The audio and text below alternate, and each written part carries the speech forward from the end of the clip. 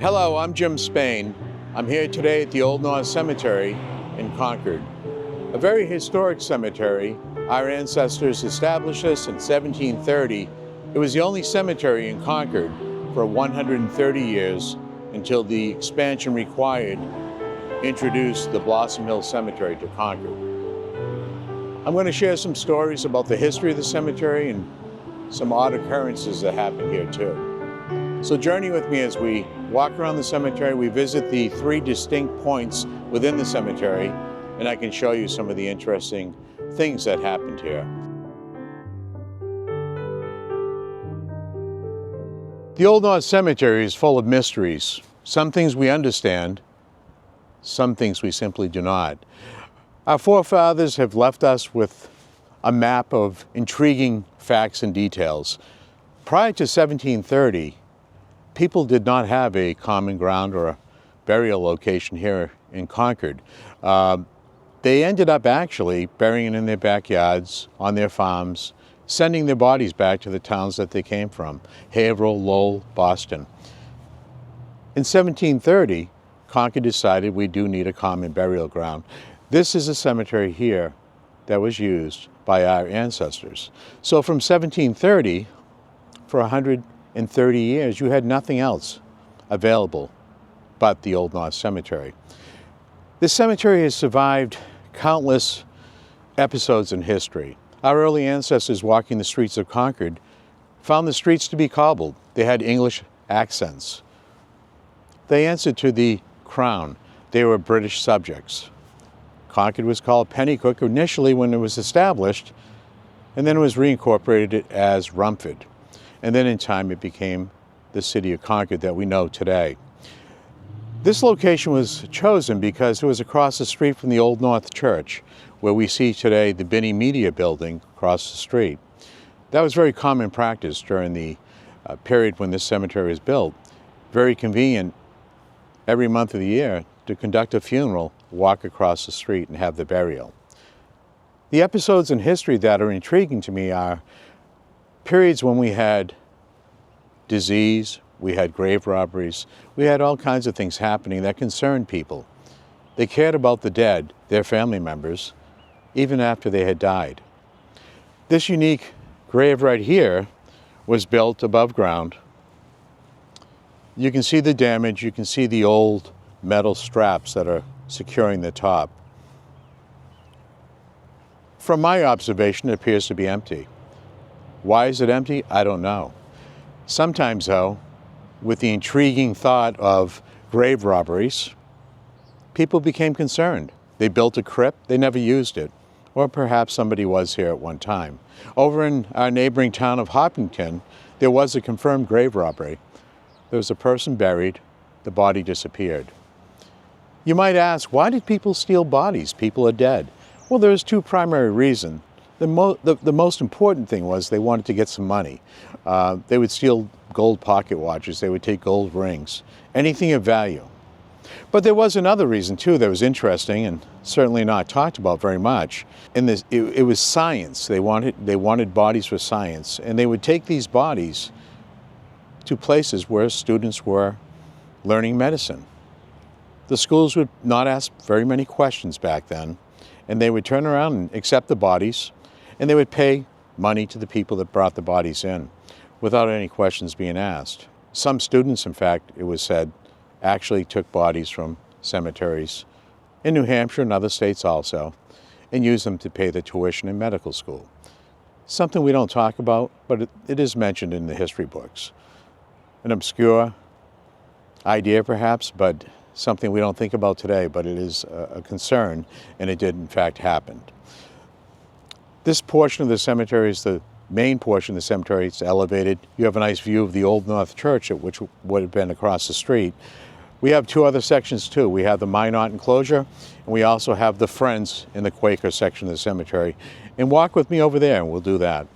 We are in the Maynard enclosure here at the Old North Cemetery. You recall that there's 3 sections. We've got our Quakers with the common stone. We've got the Maynard enclosure, and then the common center point that was established originally. With me now is Franklin Pierce, our 14th President of the United States. He's buried here with his family in the Maynard enclosure. This enclosure was somewhat affluent, granite-lined and paved, beautiful trees, foliage, plantings. It's just a beautiful place to rest eternally. Franklin Pierce, in fact, died right here in Concord. He was alone, living in South Main Street. What happened is he was very ill for a number of months. There was nobody in the house but his Irish washwoman. He called out to her. He was in the upstairs bedroom facing South Main Street, and he called her and he said, "I do not want to die alone." He put his hand out and she held his hand, and the 14th President of the United States passed, holding the hand of his Irish servant on South Main Street in Concord. Quite a fascinating fact. And he's buried here in the Old North Cemetery. This stone that you see here was not the original stone. This stone, in fact, was replaced with more of a grand stone. It's granite, represents the president much more. And it's thought to be a little more luxurious than the original stone that was placed here. It was said that there were some actual engraving issues with the original stone. They were corrected, and here the president does rest eternally at the Old North Cemetery. It was 1937. The neighbors that lived around the cemetery were reporting that they heard screaming late at night. Now again, this is back in 1937. It was a quiet, peaceful community. Things you did not hear. The screaming continued for a period of days, towards the end of the summer in 1937. The neighbors were lining the metal fence, the iron fence at the front of the cemetery. Somebody contacted the chief of police here in Concord and requested assistance. Perhaps supernatural, perhaps somebody was in trouble. They really didn't know. The police showed up. They heard the noises too. Somewhat of a scream, a woman in distress. The chief decided the following night that he was going to send 2 young officers up. They stood on the outside of the cemetery back in 1937, and they just were posted there for the evening. Some of the neighbors walked along and they met with them. Everybody was listening to the screeching, and it did not happen until the midnight hour. Once it subsided, the police would leave and go along their way. The neighbors were not satisfied. The chief decided he was going to send 2 of his patrol cars up here from Concord Police Department. They parked down by the fence, and these patrol cars were affixed with searchlights, very powerful searchlights. When the noises started, and there were dozens and dozens of people along the street, the noises started once again. The searchlights came on, and they could not see anything. The next day, the chief of police contacted the local newspapers, and he said to the community, "Do not worry, there's nothing to fear. It must be an owl, a screech owl. That's what we're hearing. I'm convinced." Well, the chief of police here in Concord might have been convinced. The people living here in this community, they were not convinced. Word continued to spread that the Old North Cemetery was indeed a haunted cemetery. Bunker Hill, Valley Forge, Yorktown. Jonathan Wheelock rests here eternally in the Old North Cemetery. He's a veteran of all of these locations. He fought in this battle for the Continental Army under General George Washington. Concord has many connections to these Revolutionary Wars. Many of our veterans are buried here in the Old North Cemetery that fought in these wars. We actually made cannonballs on Ironworks Road in Concord. We discovered iron ore. We forged those cannons in molds, and we sent, with Jonathan Wheelock and our other men, down to the Battle of Bunker Hill to engage the British with those Concord cannonballs. And there are many veterans just like him scattered throughout the cemetery. Veterans of the Revolution, veterans of the Civil War, and later.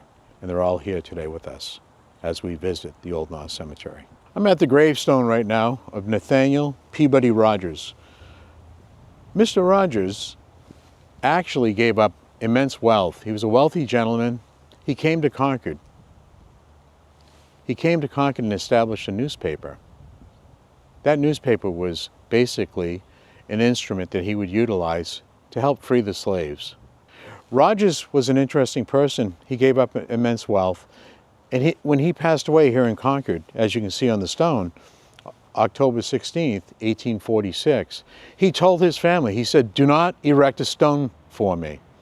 I want to be buried in the Old North Cemetery, somewhat obscure. I don't want a stone.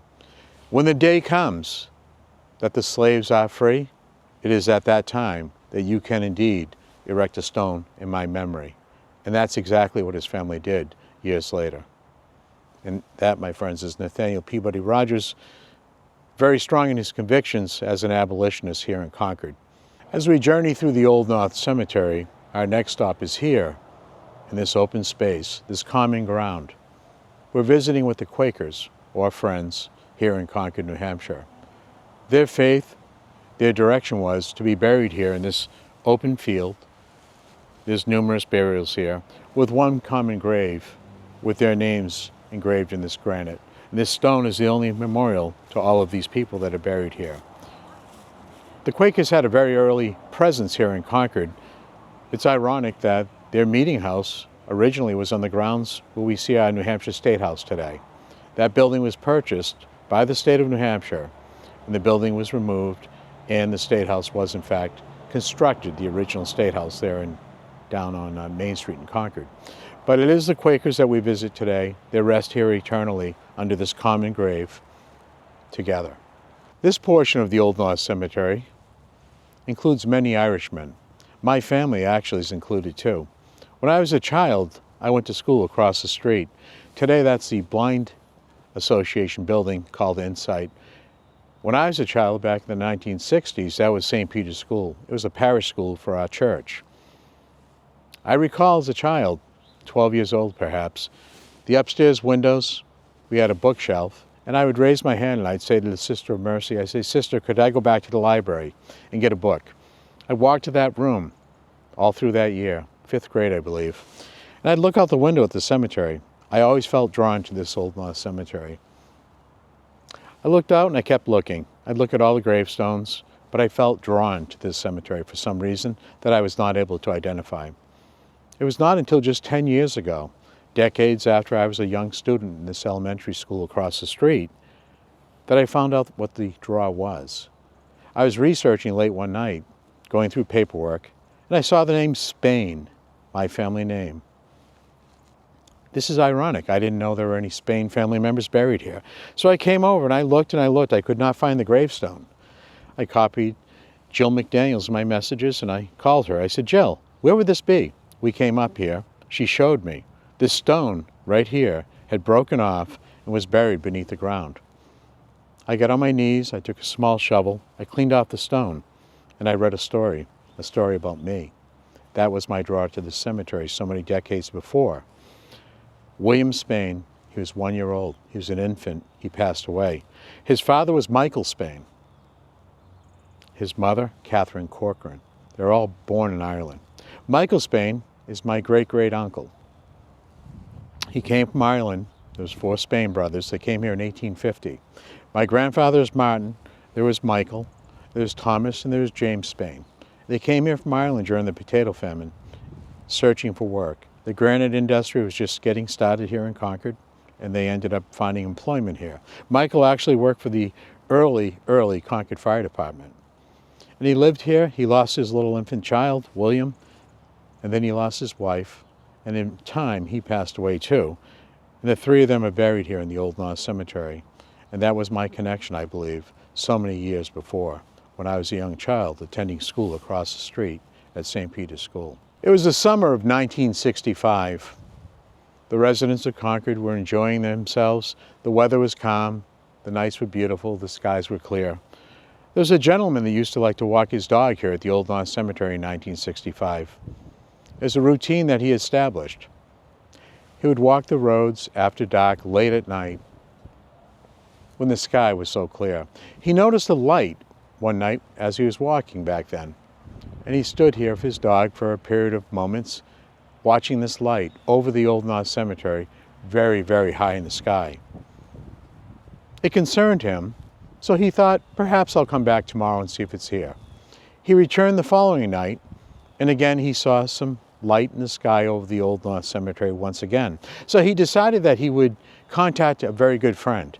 And he said, what I'm going to do is I'm going to bring you over to the cemetery. I'm going to show you this light that I keep seeing while I walk my dog late at night above the Old North Cemetery. His friend went with him. He too saw this light. They decided to return the next evening and bring a camera with them and try to take a picture of the light. Of course, this is 1965 and cameras weren't advanced as they are today, and nobody had cell phones, certainly. They decided to bring a few more friends. By the end of a one-week period, you had a lot of people in the cemetery looking up at the sky around midnight. This was good until it got to be a crowd. Everybody was talking about it. It was the talk of the town. What is going on at the Old North Cemetery? The police had to be called because there was such a crowd. They were parking along Bradley Street and down by the building in front here, the main iron gate. They turned around, they decided that we have to have some crowd control. The people came in, they continued to come, and this went on for a period of a month. People started saying, this is not a haunting, this is not something that is spiritual. People felt, these are UFOs. They're unidentified, they're flying, and they're in the sky, and you can see them quite nicely from the Old North Cemetery. Well, pretty soon the crowd got immense. There were hundreds of people here at the Old North Cemetery that late summer 1965. People were very amused, but people actually believed what they saw, and they were seeing a lot of lights. Some people just said perhaps it's some sort of spacecraft, perhaps it's a high-flying military plane. Nobody really knew what it was. But I know one thing, the people were certainly captivated that summer in 1965. It got so busy that the ice cream truck showed up, and he certainly benefited for his best sales all year long. This ice cream truck parked down by the main gate here in the Old North Cemetery. He sold ice cream to 200-300 people that were walking around the cemetery looking skyward. And that was the episode of the UFO in the Old North Cemetery. So thank you for joining us here today at the Old North Cemetery. You learned a lot of things. I enjoyed my journey. I hope you did too. We visited the Common Ground, we visited the Maynard enclosure, and we also visited with our friends in the Quaker cemetery. We saw some very odd gravestones. We heard some strange stories. I hope you enjoyed it. I know I did. Thank you very much for joining me with Vintage Views of the Old North Cemetery.